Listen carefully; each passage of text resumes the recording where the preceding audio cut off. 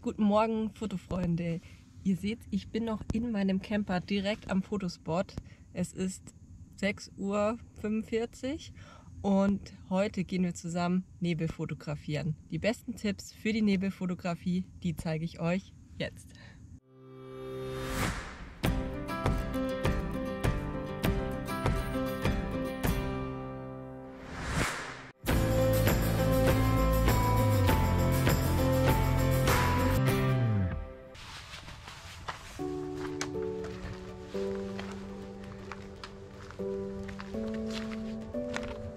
Oh ja, das sieht schon richtig vielversprechend aus, was ihr da vielleicht auch im Hintergrund seht. Ich werde mich jetzt mal beeilen und die Fotosachen holen und dann geht's auch gleich los.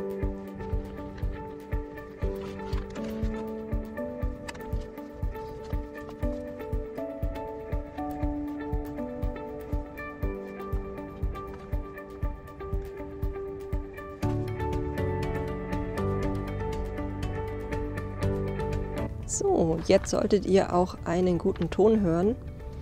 Übrigens, welches Equipment ich verwende, habe ich euch in einem Amazon-Shop zusammengestellt.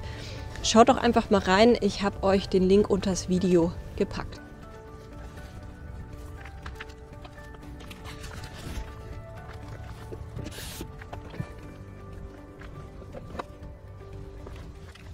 Jetzt habe ich schon direkt den ersten Stopp nochmal beim Auto gemacht, weil hier, seht ihr hinter mir, ist es schon extrem schön mit den Bergen. Ich werde euch auch nochmal zeigen, wo genau ich hier stehe und euch eine kleine Karte einblenden.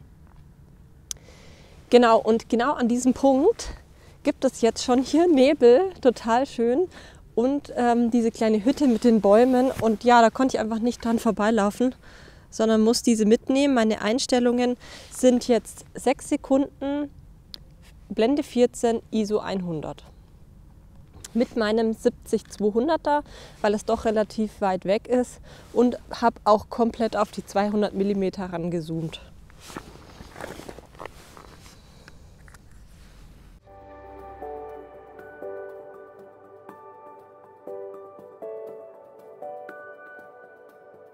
Jetzt kommt noch mal ein Bild mit 70 mm.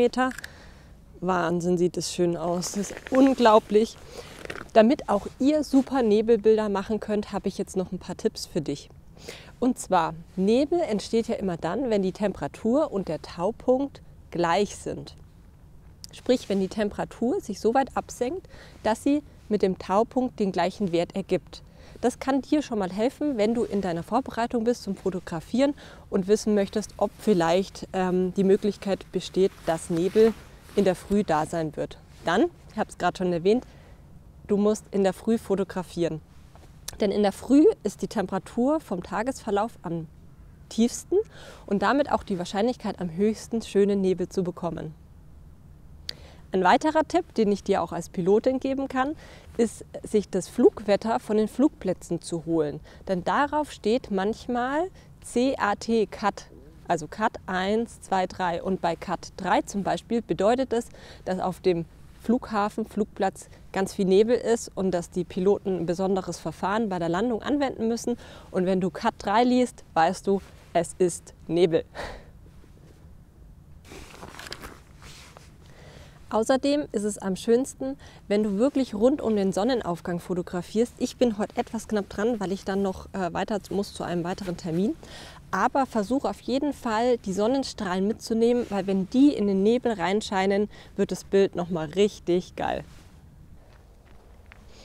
So, jetzt bin ich ein paar Meter weiter gegangen und sehe hier einen wunderschönen Baum. Ich hoffe, ihr könnt es erkennen, dieser Baum hier.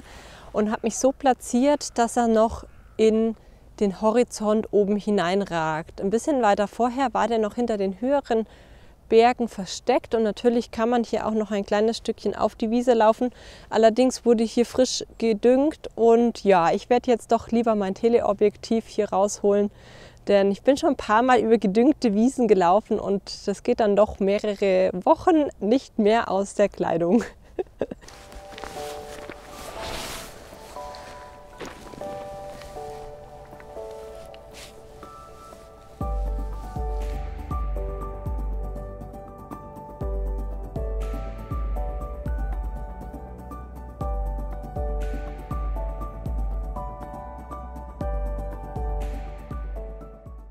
Ja, noch ein Tipp. Mein 70-200 hat ja hier unten den zweiten Standfuß, auf dem man übrigens dieses Objektiv auch immer montieren sollte, weil sonst das Gewicht zu stark an der Kamera zieht nach vorne und dann könnte es sein, dass man hier sich das Bajonett verbiegt. Und der wird manchmal ein bisschen locker. Und wenn der locker ist, dann kann es durchaus sein, dass bei einer Langzeitbelichtung das Bild ein bisschen verwackelt. Und das sollte man doch noch mal überprüfen, dass alles schön fest ist vor der Langzeitbelichtung. Ansonsten hat man ein schönes Stativ dabei und die Bilder sind nachher doch ein bisschen verwackelt. Das sieht man oft auf dem Display nicht. Also mein Tipp, wirklich einmal zu gucken, ist alles fest und wackelt die Kamera auch nicht.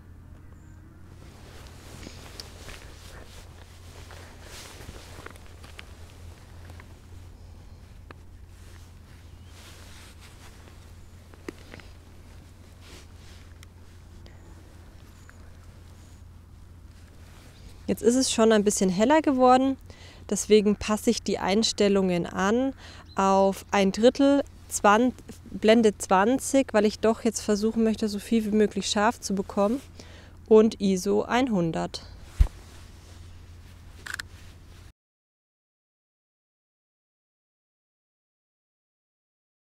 Ob das Bild jetzt scharf geworden ist, beziehungsweise auch die Belichtung stimmt, das könnt ihr überprüfen, indem ihr bei der Sony-Kamera einmal nach oben klickt in der Anzeige und jetzt hier euer Histogramm überprüft. Es ist jetzt tendenziell noch ein bisschen auf der dunklen Seite, auf jeden Fall ist nichts ausgefressen, das ist immer mir ganz besonders wichtig. Das heißt, man könnte jetzt sogar hier noch eine Belichtungsstufe länger wählen. Schauen wir mal 1 oder 2, machen noch mal ein Bild.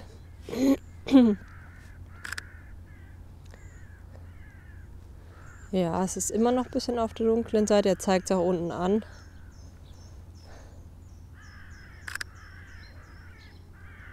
Ja, jetzt ist das Histogramm auf jeden Fall gut. Überblendet das jetzt hier, also überzeichnet das ein bisschen. In echt sieht man da eine Zeit, jetzt seht ihr es. Also so sieht das Bild bei mir aus. Und ja, ich zeige euch mal, was daraus geworden ist. Jetzt kommen auch noch so ein paar Krähen genau über dem Baum.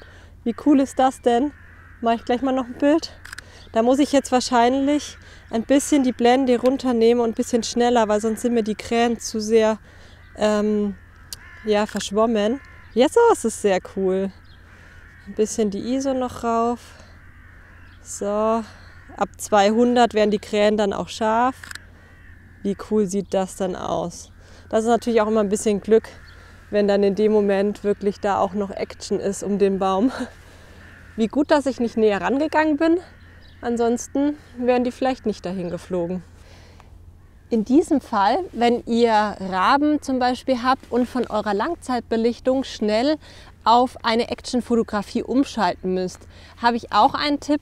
Und zwar habe ich mir oben diese Tasten 1, 2 und 3, ich habe in dem Fall jetzt die Sony 7R4, habe ich mir eine Action-Einstellung vorgewählt. Das heißt, ich muss nur oben von, in dem Fall manuell, auf 2 ist es bei mir gelegt, auf 2 umschalten, also Klick, Klick machen und schon habe ich die Einstellungen, um ein Tier, was jetzt hier in der Früh vorbeisaust, direkt fotografieren zu können.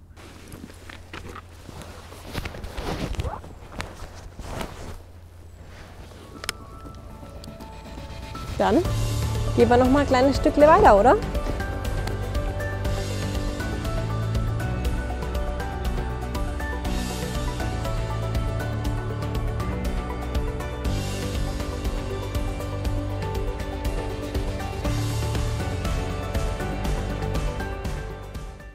Ein weiterer Tipp, den ich euch noch geben möchte, ist, dass ihr immer trockene Tücher dabei habt, denn in der Früh, wenn es so feucht und dunstig ist, neblig ist, dann kann es doch mal sein, dass die Linse beschlägt und es ist einfach mal schade, wenn man dann kein Tuch dabei hat und kann es einmal abwischen. Außerdem könntet ihr euch überlegen, die Belichtungskorrektur ein bisschen nach oben zu setzen. Das ist das gleiche wie in der Winter- und Schneefotografie, denn im Winter und im Schnee ist ja sehr viel weiße Fläche und dadurch möchte die Kamera unterbelichten. Das heißt, wenn ihr ein bisschen die Belichtung raufschraubt, ihr habt es auch jetzt auf meinem Bild gesehen, dass ich noch mal ein bisschen nach oben korrigiert habe, ist es immer gut, tendenziell überzubelichten. So, jetzt kommt die Sonne raus und diese Bilder solltet ihr unbedingt auch noch mit einfangen. Danach verzieht sich der Nebel relativ schnell und es lohnt sich dann nicht mehr am Spot zu bleiben. Aber gerade so, wenn die Sonne eben über den Berg rüber kommt und der Nebel sich anfängt aufzulösen, tut sich auch gerade in den Bildern nochmal sehr viel. Deswegen hier mein Tipp zum Sonnenaufgang: Wenn die Sonne über den Berg kommt, habt ihr viele verschiedene Bilder, weil sich der Nebel eben sehr schnell verzieht, und deswegen solltet ihr diesen Moment unbedingt mit einpacken.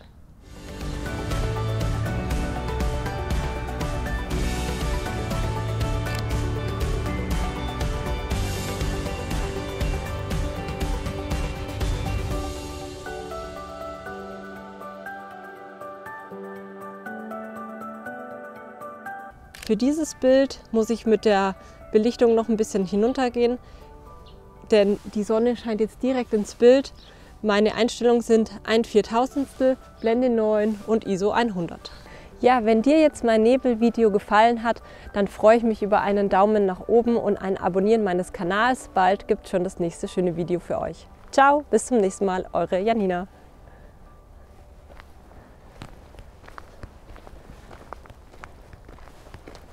Johann, bring mir die Kamera. Ach, Mist.